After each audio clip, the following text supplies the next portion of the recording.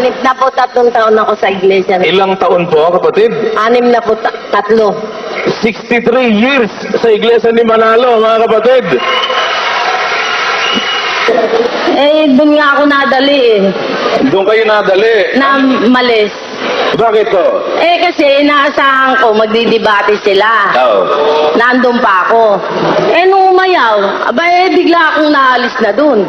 Ayun. Dahil wala silang inuurungan Diyan ako lumaki Alam ko, walang inuurungan ng iglesia na debate. Ngayon lang kayo nakakita Ngayon lang ako nakadinig na umurong sila. Kung si kapatid na Loreto Ropal, dati pong kaanib sa Iglesia ni Cristo.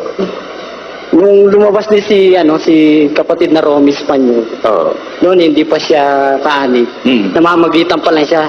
Sabi ko, mukhang matutuloy yung debate Mukhang okay na, sabi ko. Maganda to, sabi ko, mas magandang mangyari kung matutuloy ito. Di abang-abang kami. Wala pa rin. Sabi ko, murong.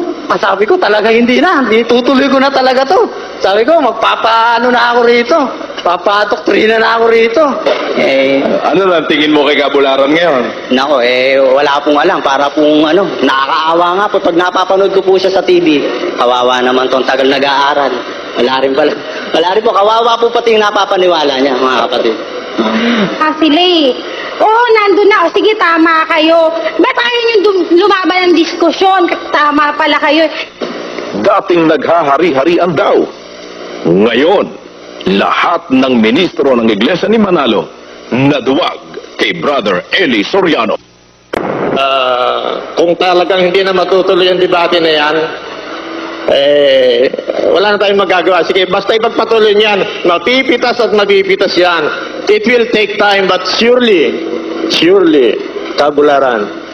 Manuel Husay po. Kapatid na Manuel, galing po kayo sa Iglesia ni Manalo. Opo. Ilang taon po? Kung di po ako nagkakamali, mga 46. 46 years sa Iglesia ni Cristo, mga kapatid. Kasi ang paniwala ko, Kabularan, kailanman na ang isang relihiyon ay sa Diyos, hindi tatakbo. Meron kang kakampi, yung Diyos Ama Bakit ka tatakbo? Tapos ang kalaban mo, yung sinasabi mo sa demonyo, lalaban ka dyan kahit anong oras, gisingin ka, madaling araw, kating gabi, laging laban yan. Kakampi mo Diyos ba't hindi sila makalaban? Sino ba kakampi nila?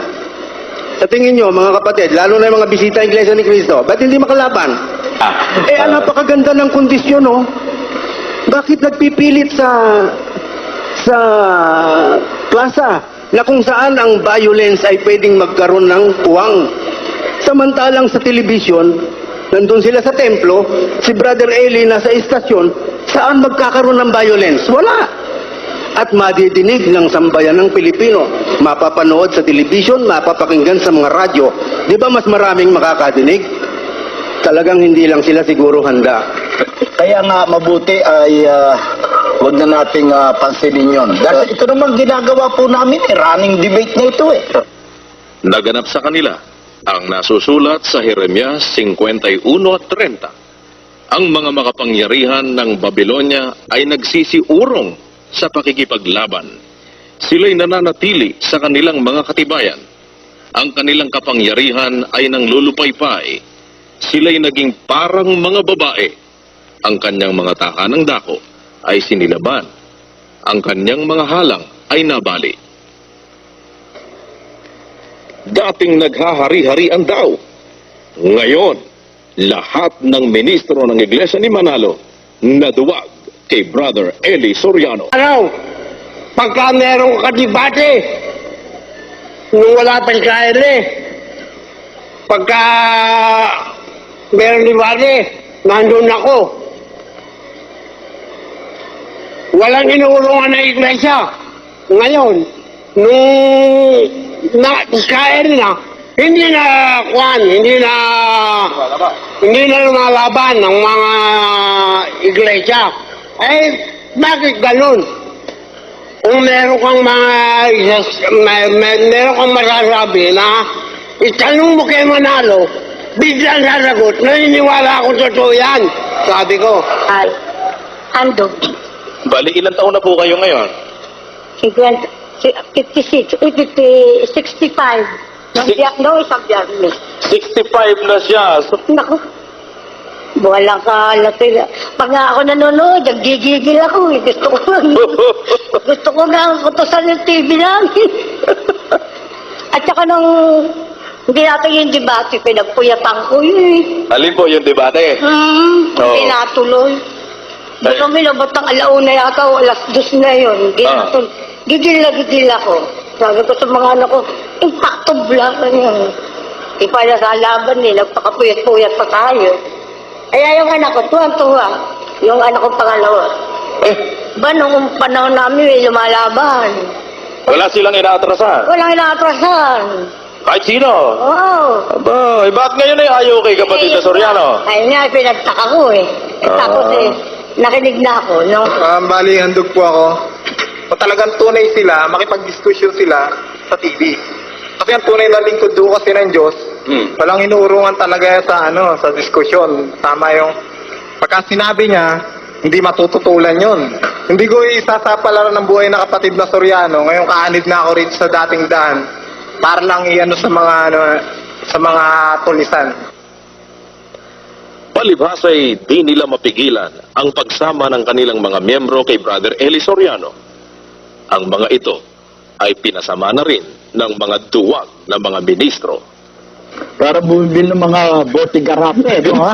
Ngayon, ano kaya ang nakakatulad kapag ang ating sasanggunian ng Biblia, yung mga naakit nito, pinagmamalaki nito, meron daw siyang mga naakit na galing sa atin, kapatid na Rene. Ang ministro ay piniwalag. Oo. Ngayon, ano ang nakakatulad nung mga naakit nitong si Mr. Soriano na galing daw sa atin? May mga taong ugaling baboy, ugaling aso. Ayun ang mahirap eh. Pero Bakit, Rene? tao kung pag-usapan, Mukhang likas tao. talaga yan. Mukhang tawa. Pero masama ugali. Ugaling baboy. Ugaling Ugaling aso. aso. Totoo ba ang mga paninira nilang ito? Paninindigan sa katwiran at aral ang maliwanag na dahilan ng kanilang pag-alis sa dati nilang kinaaniban. Oo, wala naman silang magagawa sa akin eh. Basta ang sasabihin ko lang, hindi ako nagpunta sa masama. Sa mabuti ko nagpunta. Kaya hindi nila ako pwedeng pigilan. Yung aral nga ho, na unang-una yung bakit ang Diyos tao. Di ba kung tao, di kamukha ko lang yun. Nung dalaga ako, Pangulo ng Kabataan, Pangulo ng Committee, tsaka Ingat Yaman. Kung downfall, di sana hindi ako umanib dito. Ako yung naging ingat yaman ng lokal ng Mandaluyong. Nasabi na hon lahat ng mga nauna sa akin kung bakit ako na umalis dahil hindi ho ayos at hindi maganda ang kanilang patakaran. At bukod pa ho sa patakaran, ang itinuturo nila, lalo na sa isang taong malakas ang loob, alaga ka nila. Ibig ko sabihin na alaga ka nila, yung bang proteksyon, marami kang proteksyon. Dahil sinasabi ko rin sa manugang ko, tsapa din lang ang hinahanap ninyo. Bakit dyan pa kayo sa dating daan na nagpunta? Hindi na lang kayo mag-iglesia ni Cristo? May tsapa kayong sigurado. Kahit na pumatay kayo, ako libre kayo. Yan ang sinabi ko sa manugang ko. Ano po may kukumpara ang mga aral na napapakinggan Ako, malayong malayo po. Paano pong malayo? Yung hindi po nila kayang ipaliwanag at paputol-putol po ang kanilang sistema tulad po nung sinasabi nga po ninyo kanina, yung magbatean kayo ng banal na halik na hindi naman nila kayang ipaliwanag kung ano yon.